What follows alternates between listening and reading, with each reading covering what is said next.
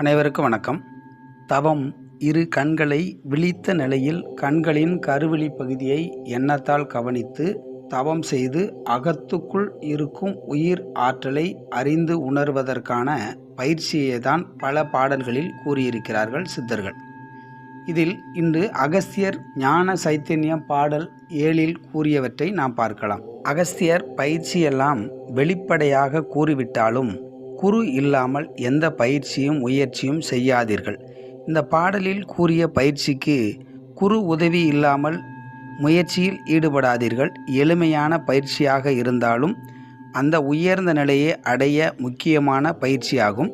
இருள் இல்லை என்பது யாருக்கென்றால் இடை என்ற கலையின் கண் இருக்கினோருக்கு, வறுமை இல்லை என்ற சொல் யாருக்கென்றால் மகத்தான பஞ்சவர்ணம் கண்டோருக்கப்பா, கர்வமில்லை என்ற சொல் யாருக்கென்றால் கேசரத்தில் நாசி நுனி பார்த்தோருக்கப்பா, தர்மம் வரும் என்ற சொல் யாருக்கென்றால் சதாபத்தி விளக்கொளியை சார்ந்தோருக்காமே என்று அகஸ்தியர் கூறுகிறார். அதன் விளக்கத்தை பார்க்கலாம்.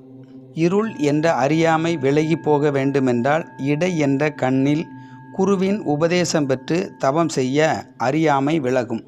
கண்களில் தவம் செய்து அதன் வழியே உள்ளே சென்றால் ஆதி வர்ணங்களான 5 பஞ்சவர்ண ஒளி நிறங்களை காணலாம்.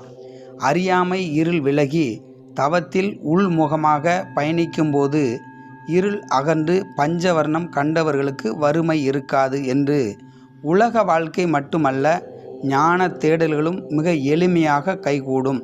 இப்படி தவம் செய்வதால் அகந்தையும் மறைந்து போகும்.